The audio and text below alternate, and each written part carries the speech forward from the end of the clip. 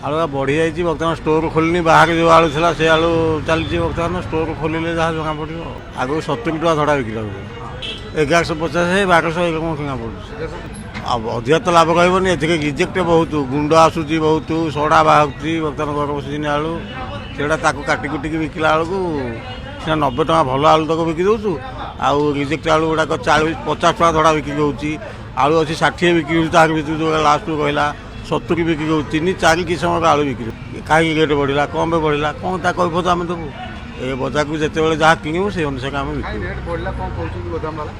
गोदामाला कारण है प्रकार बर्तमान स्टोर भितर सब माल अच्छी स्टोर खोलिनी बर्तमान चाषी घरे जो माल था से तक बर्तमान बजार को आसूसी ये बजार आलू से सैले जा स्टोर खोलिए ये 100 आसला पुणी स्टोर खोलिले जहाँ आसो जना पड़ो कम यह छत्र बजार पर आसली आ देखिली परिवार जो रेट सब बढ़ला निश्चित भाव खाउटी चिंतार कारण आलू आज बुझिली धरा 90 टका किलो 30 टका बिका कथा कि किलो हिसाब से 35 टका बिकुन गोटे लोक कारण धराटा 90 हेल्ले किलो 35 बिकुन 2 किलो नेला 70 जगह कौन 65 टका हो पार कितु आ कौन करूँ जेहतु घर तो नेवा पड़ो से किसी कमे पारे खाली डाली कथा नुह आप जानवे जे डाली उपर भी 30 टका बढ़ी काली आम बुझुलु मालगोदान डाली बढ़ी अन्य तेल पर बढ़ी पिज सबू आप सब पोटल दिए मजे 70 होता आज गोटे लोक 100 टका कहला आलू डाली तेल चलो निश्चय चलने कारण यहाँ नित्य आवश्यक जिनस घर पर तेल लुण गोटे कथा तेल लुण डाली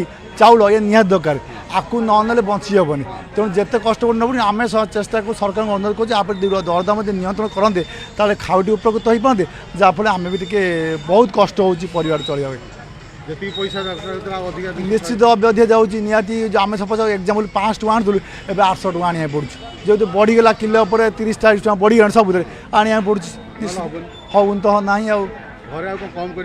किसी कमिया ना आलू जो 5 किलो दरकार से 5 किलो 4 किलो 900 ग्राम भी नहीं होने जहाँ से किसी कमेबार प्रश्न उठने यार दरदाम पड़ी कष्ट हेल्ले ना पड़ू निहाती जोटा घर पर तो करा पड़े किसी कमाकमी करहबन यहाँ बर्तमान चली कंचा आलूटा जोटा बेंगलू आसे आईपे से अवस्था बर्तमान स्टोर लोडिंग सब सरी जा कोल्ड स्टोर जो आलू रर्षक से सब स्टोर लोड हो गला भल आलू सब आती रेस्ट रहा तादे बहुत खराब अच्छी भल अल्प अच्छी जोटा खराबटा से पतला चपा आसला मैंने से सड़ी जाते जो गरम होटे भल आलू जोटा से समस्ते खोजुं तेणु से बेंगल में रेटा अधिका होटी डेली बढ़ी बढ़ी जाऊँगी बढ़ला बेलू ये से हिसाब से बढ़ुची जो स्टोर खोल 8-10 दिन भितर प्राय स्टोर सब खोल बेंगल खोल एपटे ओडिशा भितर 5-7टा अच्छी सी भी खोल यूपी भी खोलिले ये टिके रेटा खसब किंतु ए वर्ष रेट टिके रहिबो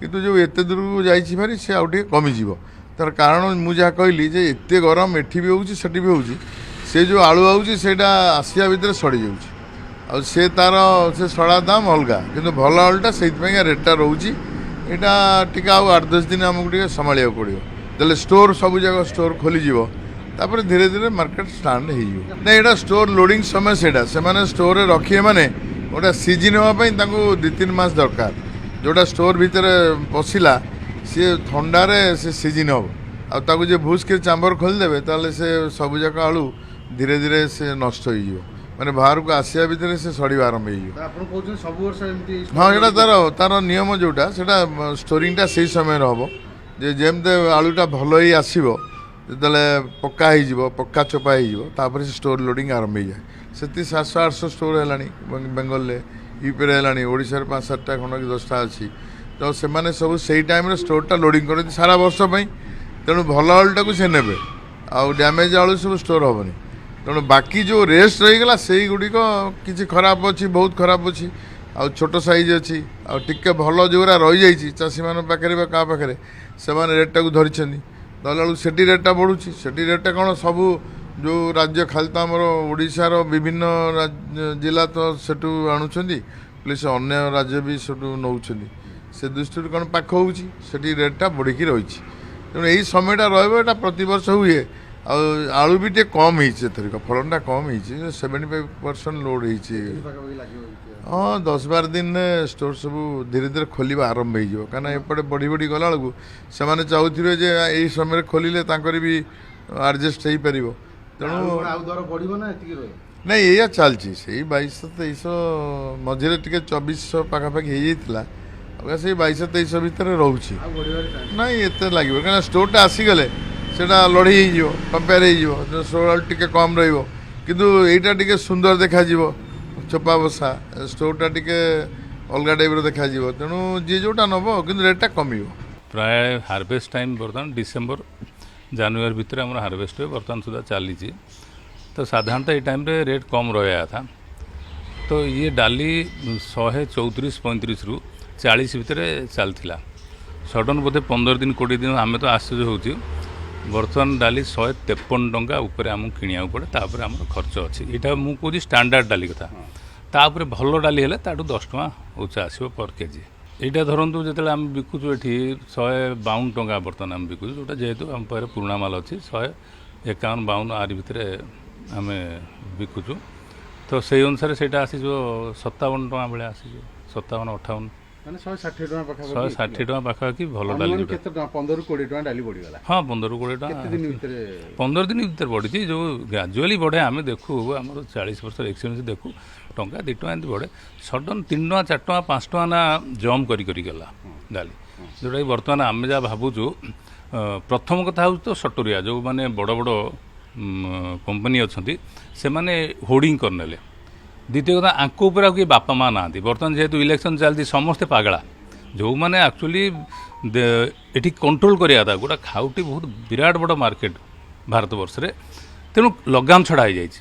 ଯେଉଁଟାକି ଆମେମାନେ ବି ଦେଖନ୍ତୁ, ଆମେ ବ୍ୟବସାୟ ହେଲେ ବି ଆମେ ପ୍ରଥମେ ଖାଉଟି ବି ପ୍ରଥମେ ଆମେ, ତ ଆମକୁ ବାଧୁଛି।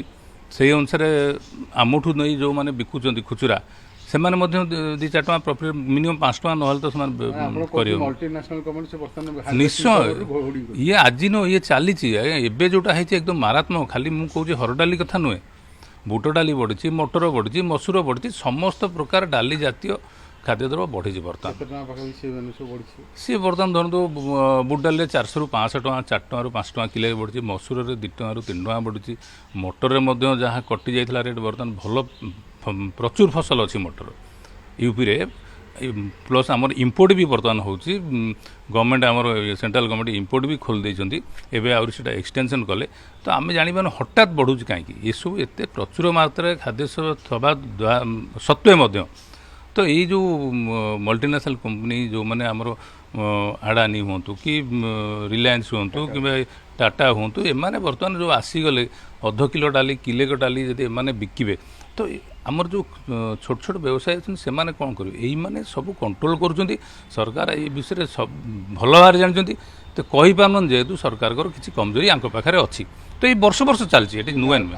ଏଇଟା ତ ଦେଖନ୍ତୁ ମାନେ କ'ଣ ହେବ। ଆମେ ବର୍ତ୍ତମାନ ଯେଉଁ ଭଳିଆ ସ୍ତରରେ ଚାଲିଛି, ଯେଉଁଟା କାଲି ନଥିଲା, ଆଗକୁ ନଥିଲା, ବର୍ତ୍ତମାନ ଏମିତି ହେଉଛି। କିନ୍ତୁ ଆଗକୁ କ'ଣ ହେବ, ବଢ଼ିଗଲେ ବି କିଛି ମାନେ ଆଶ୍ଚର୍ଯ୍ୟଜନକ ନୁହେଁ।